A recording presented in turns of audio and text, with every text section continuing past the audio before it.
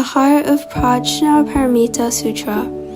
When Bodhisattva Avalokitesvara was practicing the profound Prajnaparamita, he illuminated the 5 skandhas and saw that they are all empty, and he crossed beyond all suffering and difficulty.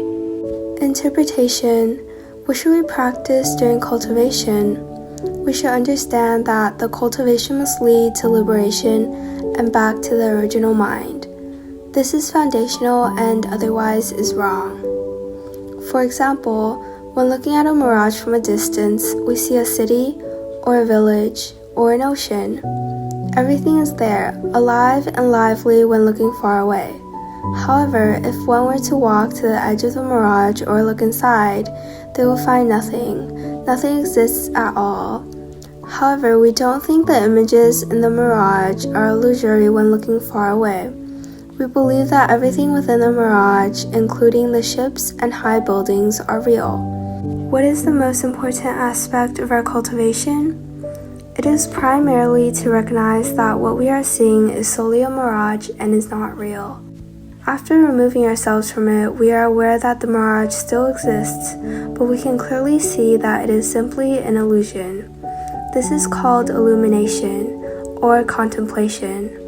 All the things in our world appear real from the human perspective, including our daily lives, careers, relationships, businesses, and death. However, from the perspective of the true self, all of these things are part of a mirage and are therefore an illusion. It is very difficult to remove oneself from the illusory environment and see the falseness of it. Almost nobody can do it. Therefore, we find comfort and happiness in the mirage, consuming delicious food and drinks, experiencing happiness or unhappiness, as well as everything else we do. At the time of death, the 4 elements of human beings will disperse, and nothing will be left. Then one will enter the next circle of samsara.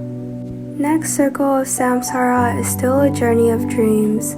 We are still in a mirage and are not able to remove ourselves from it. We think highly of ourselves. For example, the past emperors built extraordinary empires, which were great. However, they didn't realize that the great empire is part of the mirage, just like soap bubbles. And when the time is up, it will burst and nothing will be left. So the essential characteristics of Buddha Dharma is here to help us break the illusion and return to our true selves. This is the ultimate function of Buddha Dharma. What is this called? This is called liberation, enlightenment. This is the only purpose Buddha came to this world. But why are there so many different schools, questions, procedures, and forms? Because we cannot wake up simply by a call. The Buddha has to apply many kinds of methods to raise us gradually from our dreams. He helps to release us from our confines of the mirage and to free ourselves from its influence little by little. Once we are removed from the mirage, we will realize that it was all an illusion to begin with. When we finally see that it was all fake, we are certain to seek the truth. That is the function of the Dharma. Given that we practice without full awareness of the truth, we will follow others to do whatever they do, such as meditating, reciting sutras, or releasing creatures back to nature. We believe that this is the proper way to practice, but we are completely wrong. There was once a patriarch who grinded a brick against the ground near someone practicing meditation. When the patriarch was asked what the purpose of his action was, his response was that he intended to create a mirror. In the past, mirrors were made with bronze. People grinded round bronze plates into mirrors to see their reflections. But is it possible to make a brick into a mirror by grinding? Of course not. Practice and meditation alone do not remove you from the world of illusion and mirage. And it is meaningless if there is no intention of renunciation and leaving the circumstance. Many people seem to research the Dharma, meditate, or do good deeds. However, what they get in the end is simply another mirage. There is nothing beyond but another illusion or some pictures of practices or doing good deeds within the mirage. When the mirage changes and the illusion decays, all the good deeds and practices disappear as well. As we enter the following stage of the mirage, we are once again in the circle of 6 realms and within birth and death cycles, which is meaningless. Therefore, we must practice for achieving relief, which is highly advocated by the Buddha and all patriarchs. In the past, the Chan school notably advocated sudden enlightenment. What is sudden enlightenment? If we can get out of a mirage, it is called sudden enlightenment. At a glance, we immediately know that this is not real, and we are certain that our hearts are authentic. It's like being in a dark room for so long that you yearn for the light. What should I do? I will wipe off the dirt on the window and let the sunshine come through. We have been in the dark for far too long. So when, for the first time in hundreds of millions of years, I'd suddenly see a hint of light, I will be ecstatic. Why? Because it is completely different from the past. This is called enlightenment. In this illusory mirage, all of a sudden, we see through it and we spot the reality. And we will never forget it, because that is our fundamental origin, something rooted deeply inside of us. Once we understand this and have taken it to heart, we will keep practicing. We are able to wipe the dirt away from the windows and expand the streak where the sun shines through until the illusion is completely transformed. When we are united with brightness and the original mentally and physically, we become a Buddha. The original virtues and abilities of self-nature have always been sufficient. The Buddhist scriptures tell us that the original wisdom is not something we acquire afterwards. It is something built in us. At this point, we have no control over our wisdom. We are blindfolded by our discrimination and attachment to the extent that we are not able to benefit from our own wisdom. 6 roots, eyes, ears, nose, tongue, body, and mind, are only partially expressing our original mind. In most cases, we are wrongfully defining ourselves by these functions. Just like a mirage, from a distance, it can also perform many functions. For example, ships and the sea are moving. Is it actually there? No, it is fictitious, just a projection of the original nature. 6 roots and 6 objects of sense, sights, sounds, smells, tastes, objects of touch, and dharmas, are also just projections of our mind, the inherent and fundamental power. We eat, live, and work. In fact, everything we do is a projection of part of our true self. Once we see the reality of this world and clearly understand that it is all illusory, we will regain focus on our original mind and the illusion will disappear. Just like when we walk towards the mirage, the ships, the sea, and all other projections are gone. Do we still need to reveal the illusion of these ships and the sea? No, because they've never existed. By then, we have everything that we have been granted, and we can make use of them naturally. This is why Buddha Dharma taught us that wisdom is something that is neither cultivated nor attained, but is something that is naturally complete. Wisdom is not cultivated through practice, because a practiced and cultivated wisdom invites human error, as we attempt to research and derive meaning. Imagine if Buddha were to take an entire carriage of books with him while teaching the Dharma, and he would thoroughly study all the books before answering a question. Then he would be a scholar, and he would not have been a Buddha yet. So, what is Buddha? The true nature of Buddha encompasses all and is self-sufficient. Through the illumination of true nature, any misunderstandings are made to be understood, and anything unclear is made to be clear. All worldly manifestations are projections of the heart, which cannot be separated from true nature. Not a single doubt would arise when true nature shines through and illuminates everything. The human wonders and questions such as, where does this projection come from? What are illusions formed of?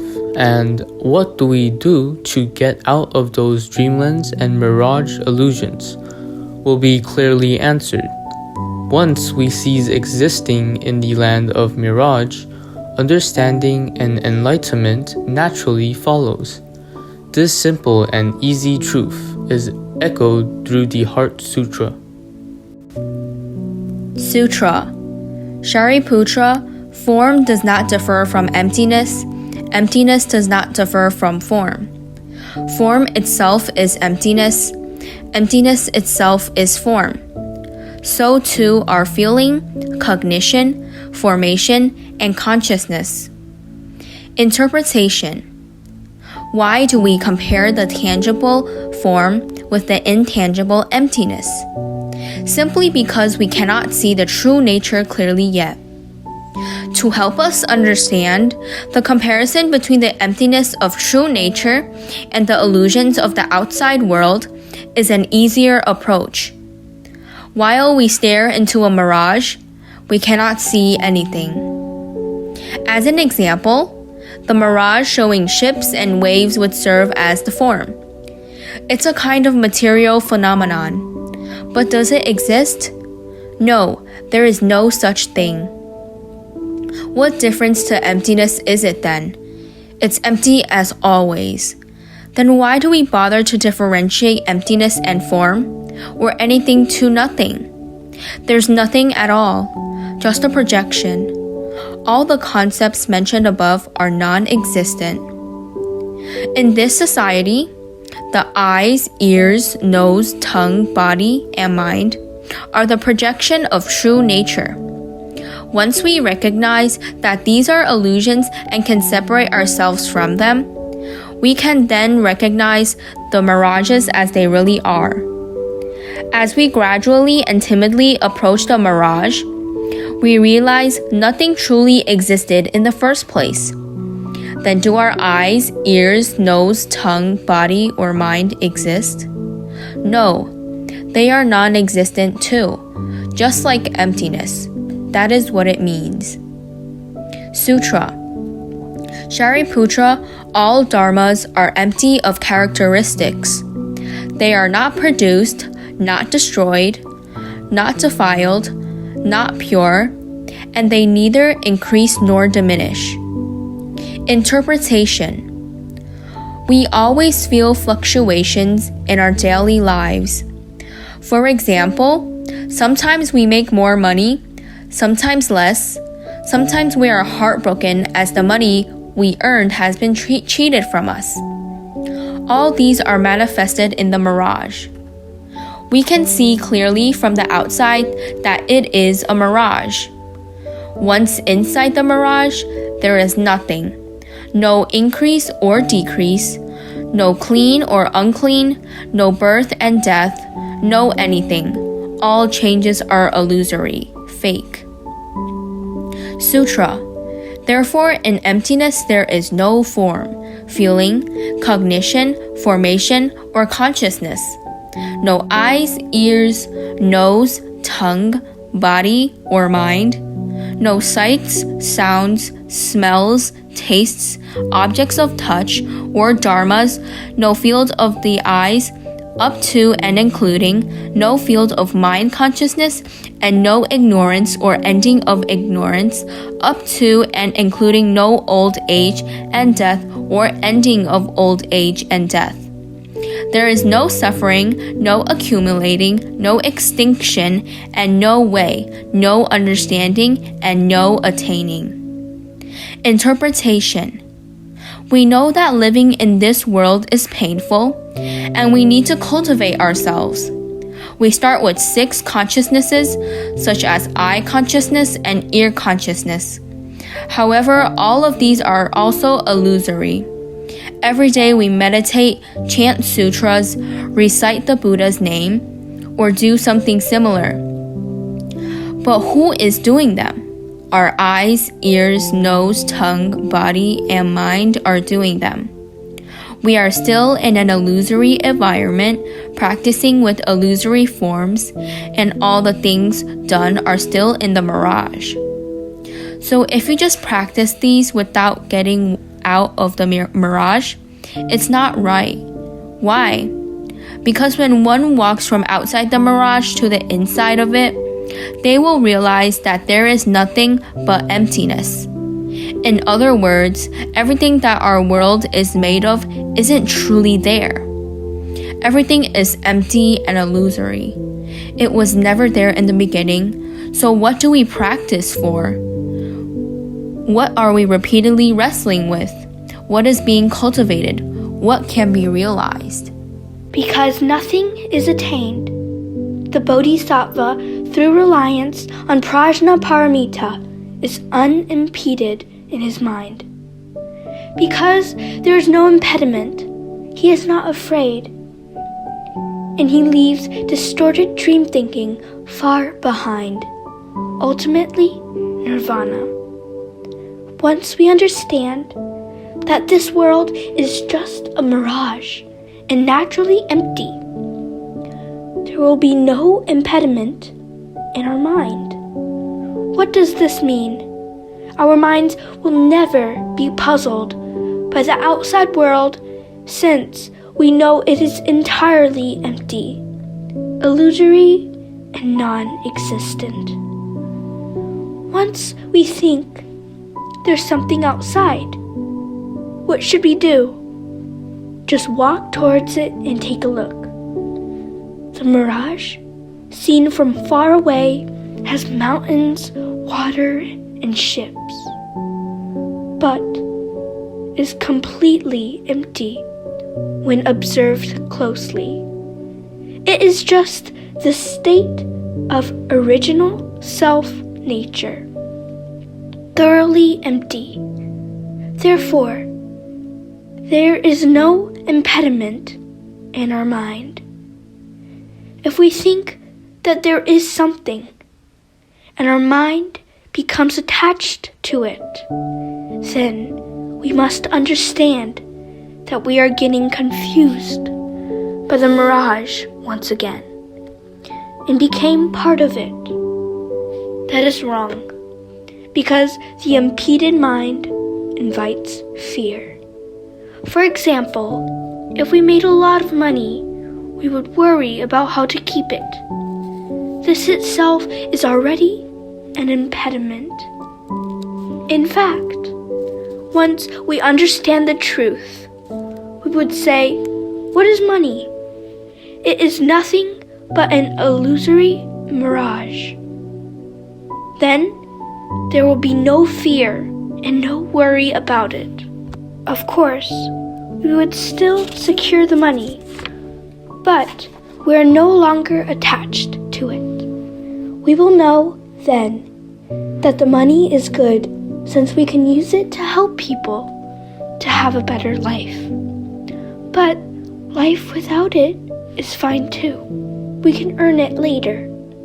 Once we attain Buddhahood, money is illusory to us, like bubbles. Is there anything to gain or lose? Nothing at all. Because there is no impediment, we are no longer afraid, and we leave distorted dream thinking far behind. What does distorted dream thinking mean? This society, this universe, and this world projected from our mind is a mirage. All variations of this mirage are so-called distorted dream thinking. Just think about it. We seem to enjoy happiness living in this mirage, but this happiness turns out to be unhappiness when it comes to a certain stage. Why? It changes. What are the characteristics of these changes? It will surely go from one extreme to the other.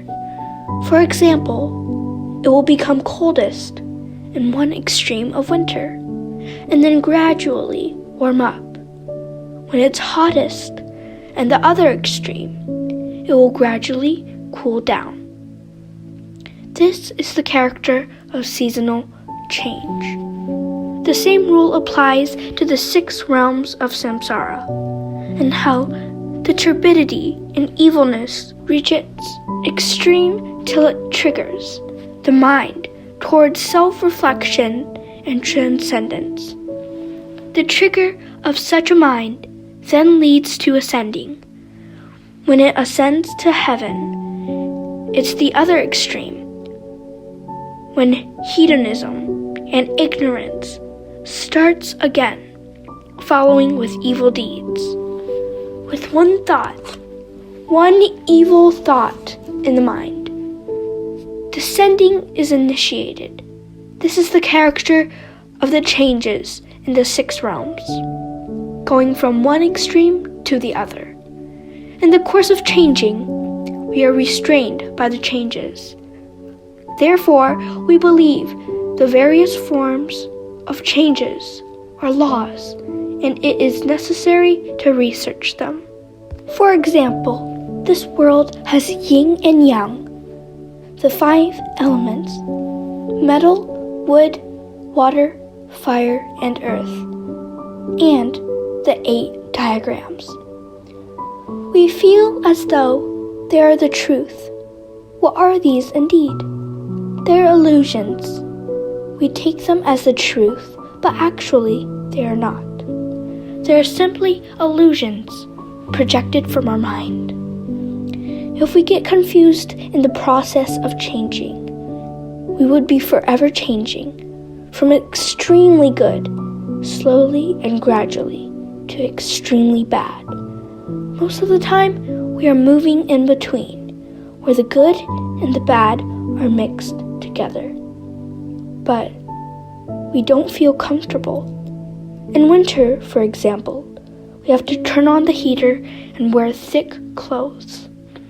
While in summer, we have to use the air conditioner and eat popsicles. Otherwise, we may not feel well. So, we are suffering from these changes all the time. In other words, we think that we could benefit from these mirages, just like when we win a big prize in a lottery. We are very happy. We may cry soon also. As we get more money, we will start a rich life. By eating too much meat, we could get unhealthy, or even worse. If we were robbed, joy would turn to sorrow. There are too many changes in this world. If we see clearly, it is understood that there is only suffering and no true happiness in this world. What we think is happiness is often followed by bitterness. That is why Buddha told us anything impermanent must lead to bitterness, not true happiness. This is the way it is. Hence, when we truly separate ourselves from this world's illusory mirage, from the 6 roots and 6 objects of sense, our mind is free of impediment, fears, and distorted dream thinking. We escape the mirage completely. This is called ultimate nirvana. Sutra. All Buddhas of the 3 periods of time attain Anuttara Samyak Sambodhi through reliance on Prajnaparamita. Interpretation. How can people become Buddhas in the past, present, and future? Through reliance on wisdom, specifically prajna wisdom, we can attain the supreme enlightenment. This is the most fundamental point that Buddhism teaches us. In the most vivid and simple words, when we separate ourselves from the mirage, or realize by looking closely that nothing exists, this is called liberation. In other words, we are dreaming every day in various forms. One day, we suddenly wake up and still remember those dreams clearly in our mind. But we can't find anything there. Nothing at all. This is when we call it ultimate nirvana, and this is the truth. Among all Buddhas of the 3 periods of time, we are the future Buddhas. In the past, the Buddha attained enlightenment and told us the Dharma and the principle. So now we shall practice with this method and wake up from the dreams. When we awaken in the future, we'll also arouse others. We can't watch someone snoring loudly in their sleep while gloating over them. That is not right. Sutra. Therefore, note that Prajnaparamita is a great spiritual mantra, a great bright mantra, a supreme mantra, an unequaled mantra. It can remove all suffering. It is genuine and not false. Interpretation. It tells us that this is the only way of liberation, the most fundamental, yet ultimate solution. There are no better ways. Other ways cannot lead us to liberation.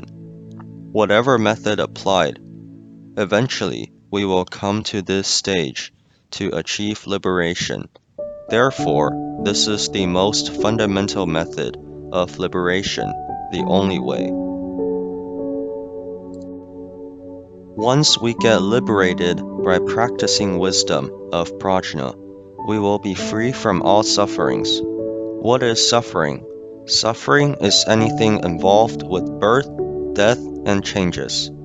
Suffering is any kind of insobriety, being in the dreamland, controlled by dream and karma, as well as inescapable fate. Once you get rid of fate, karma, samsara, dream, and mirage, you will be free. At that point, you achieve what is called genuine and not false. We shouldn't think the life we are living in every day is true and real. It is not. In this illusion, we feel that life is real. But once we truly understand it and jump out of it, we will realize that it is all mirage, fake, and delusion. After getting out of the delusion, we will realize that being returned to the true heart is what is truly genuine. Sutra. That is why the mantra of Prajnaparamita was spoken. Recite it like this.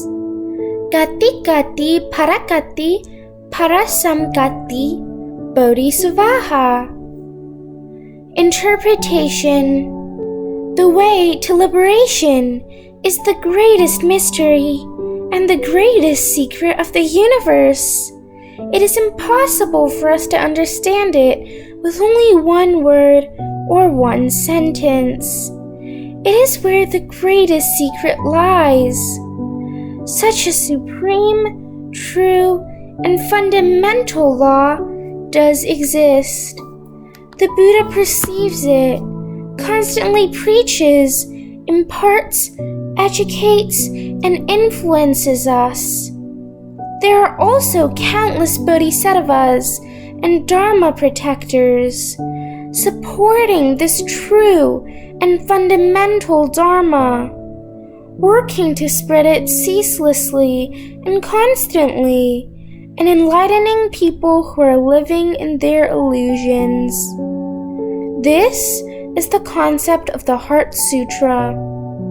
Although it is very simple, it is the heart of the Buddha Dharma, and also the most fundamental and ultimate part. We have studied and practiced Buddha Dharma. Therefore, we should not be doing things like grinding the brick to make a mirror, which is useless and a waste of time. We should start with the fundamentals of Buddha Dharma. What is the goal of cultivation? It is to liberate us from attachments and to untie bondage. Little by little, remove the obstacles covering our inner wisdom, and slowly peel off from the heart. Once we reach our original mind, the heart shines, and true wisdom reveals itself. Then we have made achievements through cultivation. These are the principles that we are talking about. Every day we practice, study, and do good. It requires a lot of effort. However, we must understand that these are still illusions and processes that help us gradually awaken from the dreamlands. Don't take these as the ultimate or as the root, for it is a huge mistake. We practice and edify in this way every day, gradually enlighten our minds with the light of the Buddha, and slowly study and understand the principles. In addition, we need to put what we have learned into practice, transform ourselves, wear down our personality, and eliminate our habits and temperament. Everything we do via these tasks is to help us awaken from our dreams and get out of this big, encompassing, and worldly mirage. This is what we must achieve. If we cultivate well, in accordance with the requirements of the Pure Land Dharma, complete 3 blessings of the pure karma, including good roots, blessed virtues, and causes and conditions, we will be able to be reborn in the Western Pure Land when we die. Regardless of whether we have awakened from the dreams at the Western Pure Land, we will continue to awaken from the dreams, move toward liberation, and eventually return to our true nature. This is the benefit of the Pure Land Dharma. If there is no Pure Land Dharma, it would not be easy for us to awaken by ourselves in this world. The big mirage. Even if we wanted to leave, it most likely won't happen. Why? The mirage is too big, sophisticated, and attractive. Even if we think we have escaped, we might have just stepped into another scene. It's all illusory and fake. That is why the Buddha taught us that in this Dharma ending age, the way of being saved is chanting the Buddha's name. This is the principle. From the perspective of sentient beings, we must remember one principle: liberation. Everything we do is for liberation. The only goal is liberation. We must understand this principle. Buddhism is too complicated and profound. There is too much in Buddhism and too too much we need to do. We might get stuck in some of the processes, concepts, or methods, and we could become attached to some goals and end up not being able to get out. All of these are wrong. We must remember that our goal is to free ourselves, which is the only goal that everything should serve. It's been elaborated in the first chapter of the book, Interpretation of Rostrum Sutra. Chan Buddhism holds tight to one principle, which is liberation. If what people did led to liberation in the end, Chan patriarchs would speak highly of them and praise them. If they did not reach liberation, or their goal was not liberation, or they were obsessed with other goals, Chan patriarchs would not hesitate to criticize them to their face and knock it down directly.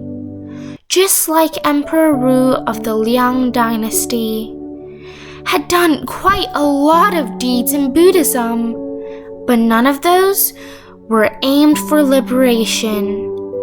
Patriarch Bodhidharma concluded without hesitation, there is no merit at all. All the following Chan patriarchs applied the same principle. Is it good to do many things in the process? Yes, it seems good. However, it's not the key point. The key point is and should only be liberation. We must understand this and hold tight to this goal. From the perspective of Buddhas and Bodhisattvas, their goal is to free sentient beings, and this is what they do. They do countless deeds to nurture beings. What is the goal of all these deeds? The goal is also to liberate beings. The goal is not for merit, for any processes in the middle, or for this or that otherwise. No, not at all. Liberation is the ultimate goal. Since Shakyamuni Buddha began his teachings until now, fewer and fewer people attained liberation. This was indicated by Shakyamuni Buddha in the sutra. Why? Because most people have probably forgotten this goal. People are lost in their methods and practices or the distractions of this world. They may have done all sorts of deeds, and they may have undergone hardships and difficulties, but their goal is wrong, and the ultimate goal has been forgotten. What's the purpose of what we do now? Is to re-establish this ultimate goal. All the deeds that we do are very complicated and will become more and more complicated. There's going to be more and more deeds to do, but we should be clear about our goal. That is liberation. We temper ourselves toward liberation in the end. This is the only goal.